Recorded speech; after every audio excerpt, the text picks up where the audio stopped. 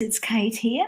And just before we start, if you're not subscribed to my channel, I would love for you to subscribe so that you know when I'm here. And two, please go over and join my Kate Thompson life coaching page. I'm the only Kate Penwarn Thompson on Facebook, so you won't have any trouble at all finding me.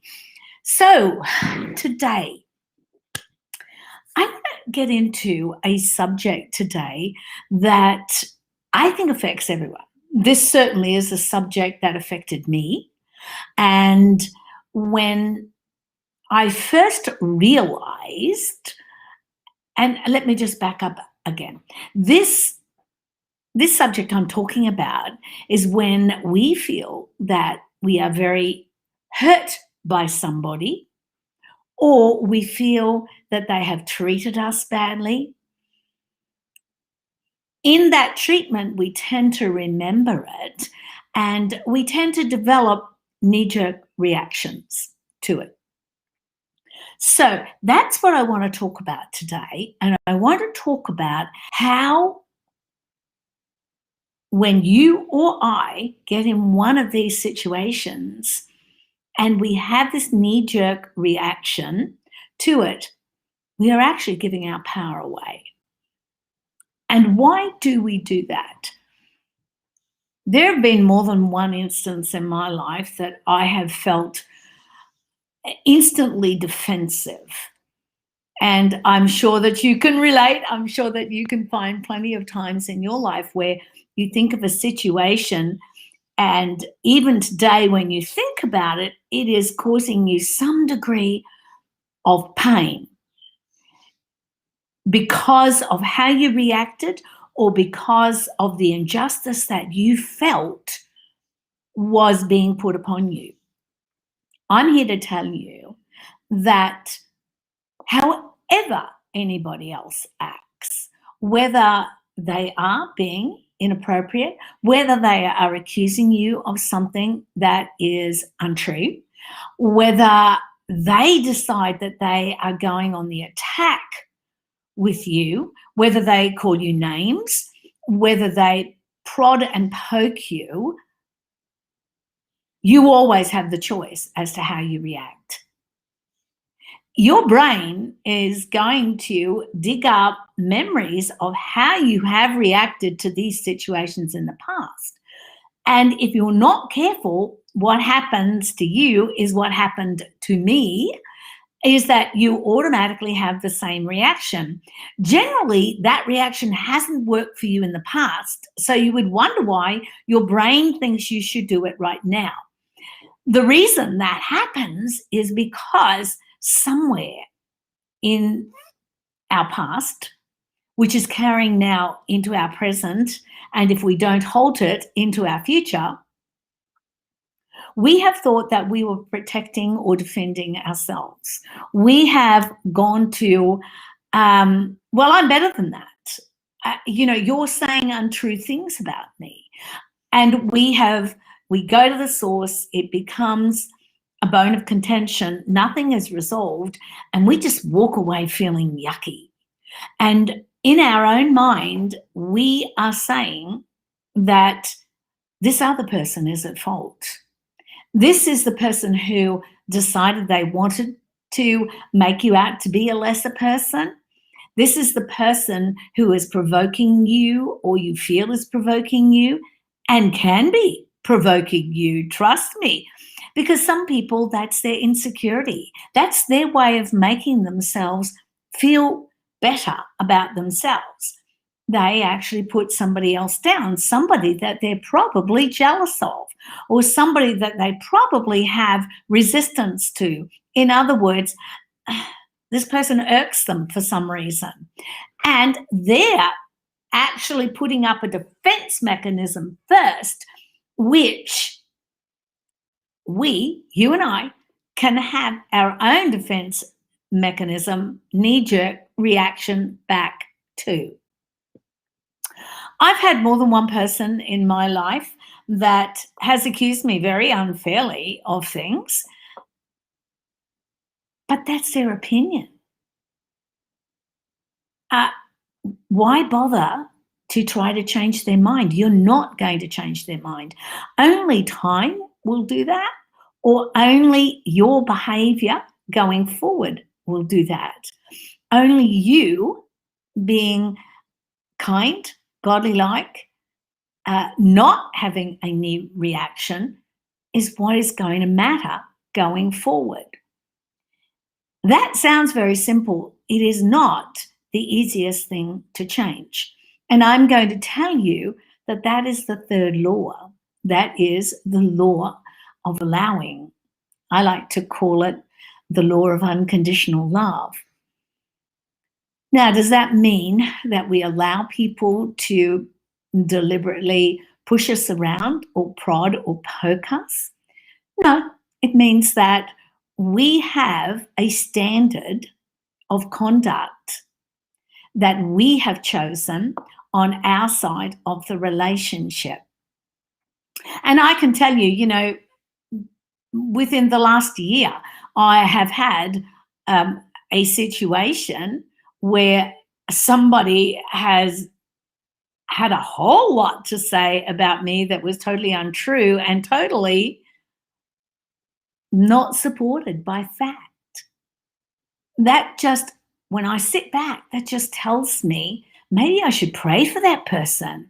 What is the problem there? To get involved back in the problem only makes things worse.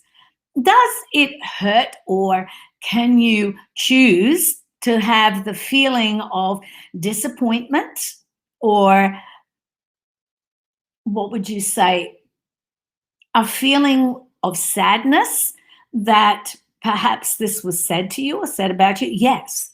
But hanging on to that feeling and making that feeling last for a long time is not beneficial to me or to you in these situations. The truth is, we cannot change somebody else. We can only change ourselves. We cannot change somebody else's mind. They have to come to the realization themselves, and maybe they never will. That's sort of a hard place sometimes to be, but do you know, it works in every situation. I had recently, somebody close to me, somebody really close to me, was having a meltdown and was being full of lovely words, and, you know, mean mums and all sorts of things were mentioned.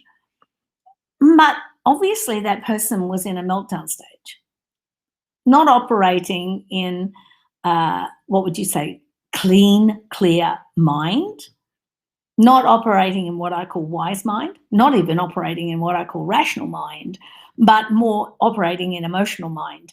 Now, when we are in emotional mind, we are going to make emotional decisions. We are going to behave from an emotional place. And I am telling you, actions taken from an emotional place are never good ones. We make them and we regret them later. I've never done that. Of course I have. We all have.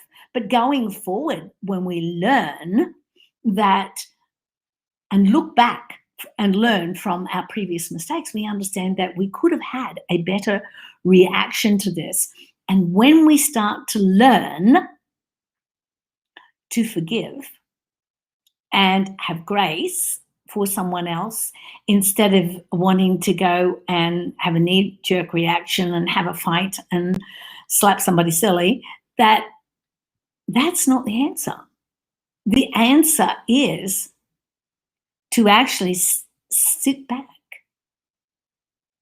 see that this person is in an emotional state, not making rational or wise accusations or statements, and sit back and stay and choose thoughtfully your reaction and your position in something like this. The oil, now I'm going to tell you, I deal with this in my coaching all the time. One of the biggest problems I deal with when I'm coaching my clients is that I'll constantly hear, well, he did this or she did this and he made me do this and she did this and that's why I'm in this position. And you've heard it all. And the truth is, no, we make our own choices. Nobody makes us do anything. We are either dropped out of wise, dropped out of rational, and got into emotional mind, and we've made an emotional decision on how to react to this person. And quite often when we come away afterwards, we actually feel a little embarrassed, or we feel not so proud of ourselves, that and we wish that we could do something different. So here's the challenge that I have today. What about if, before you make normal knee-jerk reactions in situations where you, quite frankly, are feeling offended, or you feel that something has been said that is wrong, what, instead of immediately flooding to your emotional mind, that you at least stay in rational mind and start to think about a wise decision on how to react. Sometimes no reaction is better. Sometimes if you don't address anything at all and just go, okay, that person was obviously an emotional mind, and make a rational decision about how you want to handle that. And maybe it's better handled in a different manner when, emotions are calmer, when you're at least thinking rationally.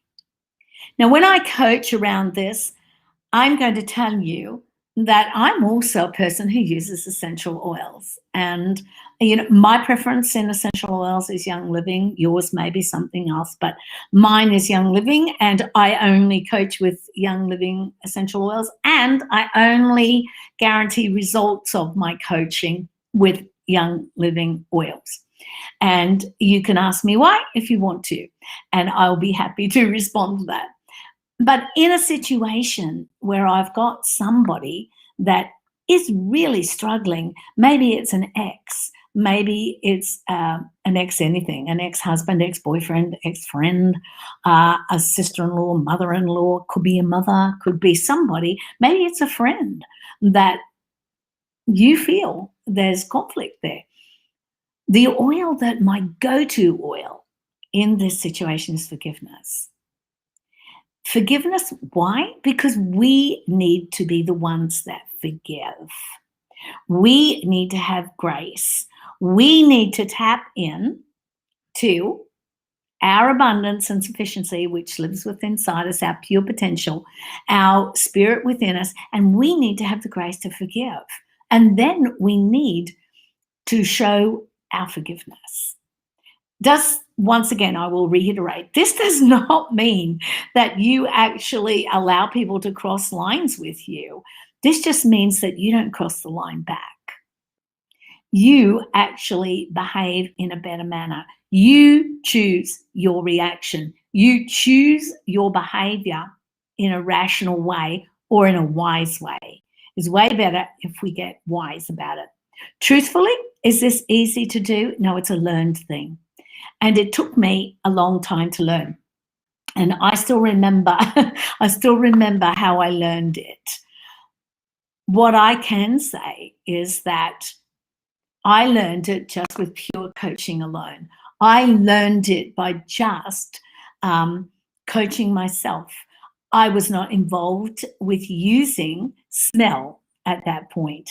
But can I tell you, when we involve essential oils in coaching and learning and choosing to change behaviors, we do this so much faster. So my oil for this that I totally recommend is forgiveness. This smells amazing, by the way, amazing oil. And it becomes a practice. So if you have memories of where you've got stuck in conflict, go back, pick up your forgiveness. And if you don't know where to get some, ask me. But pick up your forgiveness and inhale it. Think of those people and release them. Forgive them and move on. So I hope today has been really beneficial for you. please go over and subscribe to my page. Drop me a note there if you want to. I am also taking on some new clients at the moment in the practice of aroma freedom technique, and also coaching and doing aroma, or what I call accelerated freedom or emotional freedom with my clients. So if you are interested, please drop me a note over on the Facebook page or leave me a note here. I will tell you, if you spam note here, you will be removed, same as with the other. So be kind, be gracious, be seen for who you want to be seen. Act like how you want to be seen at all times. So that's it for today, and I will see you tomorrow. Bye for now.